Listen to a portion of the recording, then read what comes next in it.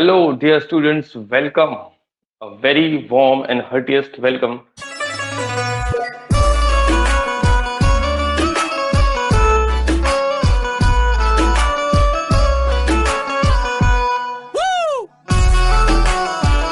I hope my video and the voice is clear to you.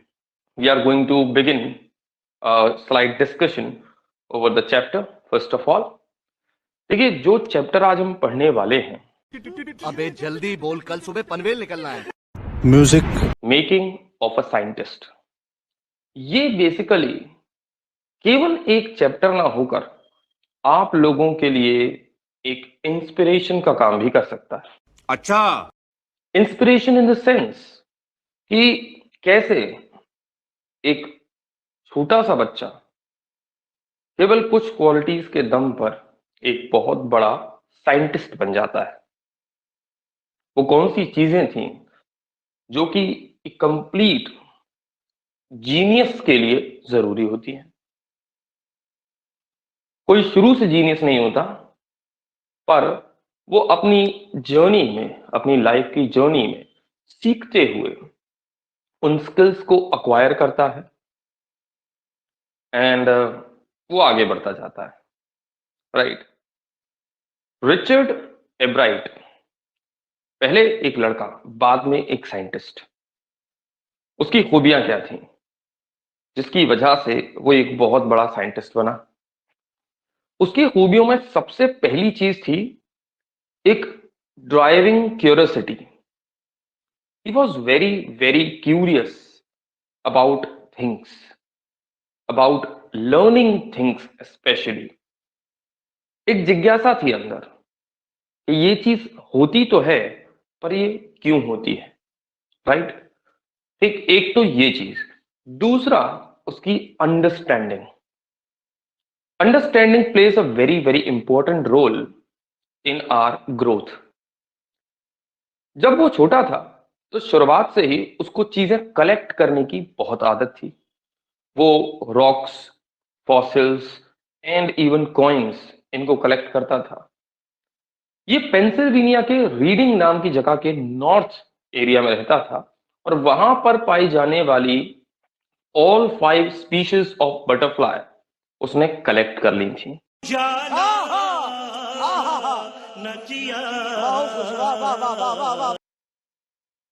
अब आप सोचिए कि एक छोटा सा बच्चा जो कि उस समय केवल टॉयज को कलेक्ट करेगा। आमतौर पर एक एवरेज लाइफ में बच्चा उस छोटी एज में, जब वो फर्स्ट ग्रेड में हो, तो वो टॉयज कलेक्ट करता है, पर उसने ये सब चीजें कलेक्ट की। या एक और पर्सन है जिसने मेकिंग ऑफ अ साइंटिस्ट में एक बहुत इंपॉर्टेंट रोल अदा किया। वो पर्सन है रिचर्ड एब्राइट की मदर। अच्छा, क्योंकि रिचर्ड एब्राइट के फादर की डिमाइस जो है तभी हो गई थी जब वो थर्ड ग्रेड में था। उसके बाद में उसकी मदर उसकी एवर गोइंग और कांस्टेंट कंपेनियन बनकर रही। वो मदर कम उसकी कंपेनियन ज्यादा थी। जब भी रिचर्ड के पास में कोई काम ना होता करने के लिए, तो वो उसके लिए काम ढूंढती। फिजिकल वर्क नहीं, कुछ ऐसा जिससे वो कुछ सीखे, लर्निंग थिंग्स बेसिकली। वो उसको अलग अलग इक्विपमेंट्स लेकर आते, लाकर देती, जैसे कि टेलीस्कोप, माइक्रोस्कोप, क्योंकि उसको स्टार्स को गेज करने की बहुत आदत थी। साथ ही साथ वो उसके लिए फ्रेंड्स को भी लेकर आती हैं खेलने के लिए। जिंदगी हो तो ऐसी हो। रात को डिनर टाइम पर वो दोनों टेबल पर अकेले ही होते थे और दोनों के बीच में केवल ऐसी बात होती थी जो कि प्रोग्रेसिव हो। रिचर्ड एब्राइट की मदर उसके लिए एक बुक लेकर आई जिसका नाम था ट्रेवल्स ऑफ मोनार्क 10। ये बेसिकली एक प्राइमरी बुक थी, पर इस बुक के एंड में रीडर्स को इनवाइट किया गया था कि वो मोनार्क बटरफ्लाई की माइग्रेशन की स्टडी में हेल्प करें। और ये इनविटेशन दिया था डॉक्टर अर्कवर्थ ने। डॉक्टर अर्कवर्थ ने ये कहा था कि आप मोनार्क बटरफ्लाइज को पकड़ के उनको टैग कीजिए और उनको आगे भेजिए। आगे अगर वो किसी और को मिलती हैं तो उसको भी ये बात पता होनी चाहिए कि इस बटरफ्लाई को और आगे भेजना है, जिससे कि उनका माइग्रेशन जो है वो स्टडी करने में हेल्प मिले। तो इसके बाद तो रिचर्ड एब्राइट इस काम में जुट गए। उन्होंने लाइफ का एक बहुत बड़ा हिस्सा जो है बटरफ्लाई टैगिंग में लगा दिया। जब उनको ये समझ में आया कि एक एक तितली को पकड़ के तो टैग नहीं कर सकते भाई, तो फिर एक काम करते हैं, क्यों ना अपने यहां पर ही इन बटरफ्लाईज का एक पूरा फ्लॉक रेज किया जाए। तो उन्होंने अपने बेसमेंट को मोनार्क बटरफ्लाई का एक होम बना दिया। वहां पर मोनार्क बटरफ्लाईज अपनी लाइफ साइकिल की अलग अलग स्टेजेस में मिल सकती थी, कैटरपिलर, प्यूपा और क्या कहते हैं अडल्ट बटरफ्लाई।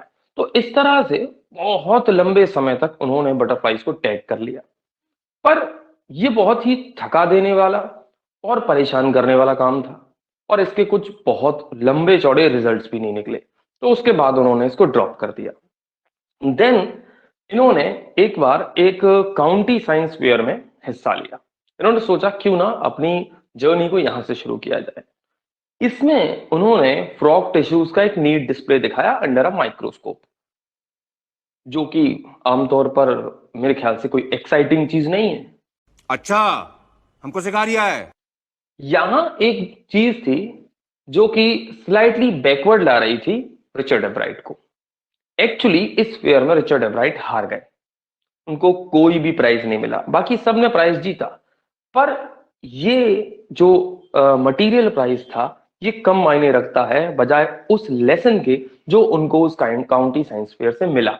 वो लेसन ये था कि you don't have to show something that people already know, you have to give something beyond their imagination, something that do not no.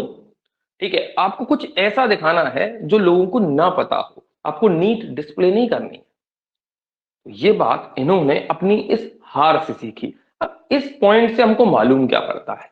इस पॉइंट से हमको ये मालूम पड़ता है कि हम केवल अपनी जीत से ही सब कुछ नहीं सीखते हैं। क्या बोला तूने? जो हार होती है, जो फेलियर्स होते हैं, वो भी हमको बहुत सी चीजें सिखाते हैं, है कि नहीं है? नहीं। वो इन्होंने यहां से सीखा, और इसके बाद नेक्स्ट काउंटी साइंस फेयर में जो बटरफ्लाईज होती हैं उनमें एक वायरल डिसीज के बारे में एक थ्योरी थी, कि एक्सपेरिमेंट दिखाया। इसी तरह से ये आगे बढ़ते चले गए। यहाँ काउंटी साइंस फेयर में इन्होंने नंबर 1 प्राइज जीत लिया, और 50 रुपया कट ओवर एक्टिंग की वजह से। और इसके साथ ही इनको एंट्री मिल गई international science and engineering fair में।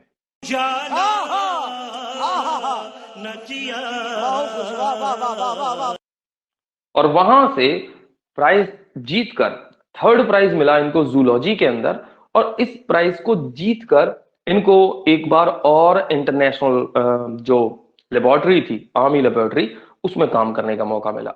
यहां इनके एक्सपेरिमेंट का या रिसर्च का जो कॉन्सेप्ट था या सब्जेक्ट था वो ये था कि जो मोनार्क प्यूपा होता है उसके ऊपर 12 टाइनी गोल्ड स्पॉट्स होते हैं, गोल्डन कलर के स्पॉट्स होते हैं 12।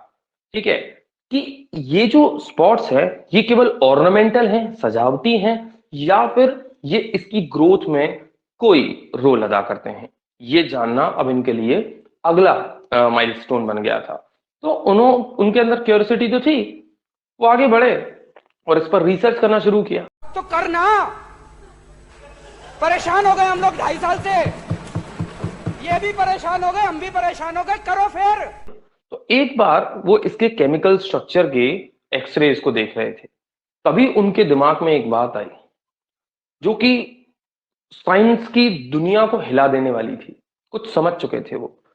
उन्होंने ये समझा कि एक्चुअली इन हार्मोन से इन 12 टाइनी गोल्ड स्पॉट से एक हार्मोन रिलीज होता है जो कि ओवरऑल एक अडल्ट बटरफ्लाई की ग्रोथ के लिए बहुत ज्यादा जरूरी है।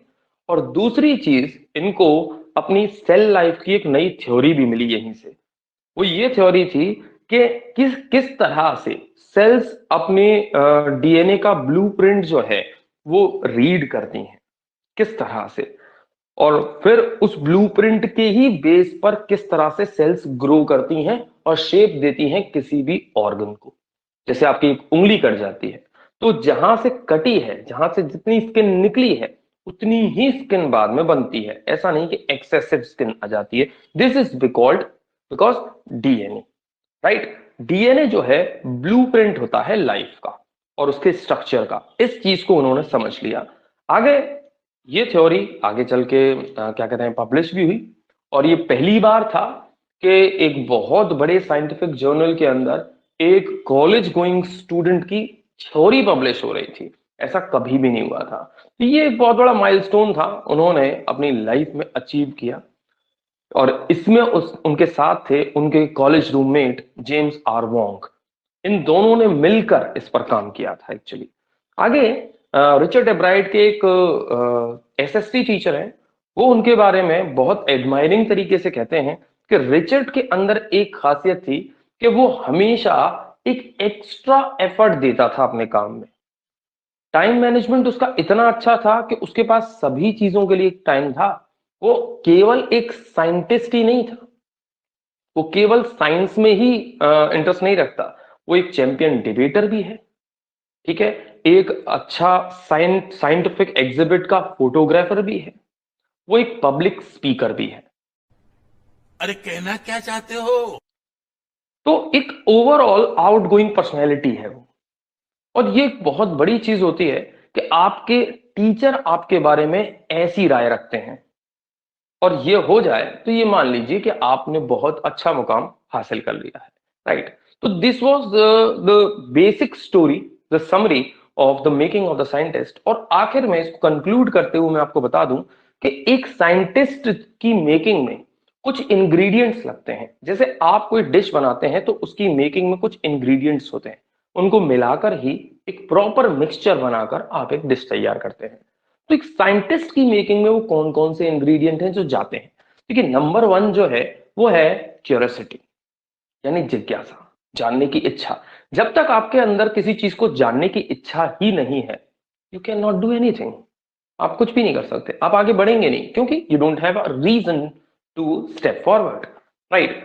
दूसरी चीज है, हम इसको इस तरह से समझ सकते हैं कि एक विल, एक इच्छा to win for the right reason, यानी सही कारण के लिए जीतने की जिद, एक पैशन, राइट। ये सब चीजें, ये दोनों चीजें मिलकर एक ड्राइविंग फोर्स तैयार करती हैं। और जब आपका दिमाग ये सोच लेता है कि आपको आगे बढ़ना ही है, रुकना नहीं है, तो फिर रास्ता अपने आप बनता चलता है। और ऐसा ही कुछ रिचर्ड एच एब्राइट के साथ हुआ था। भाई मजा आया, और मैं ये जो मजा है हिंदुस्तान के हर व्यक्ति को देना चाहता हूं।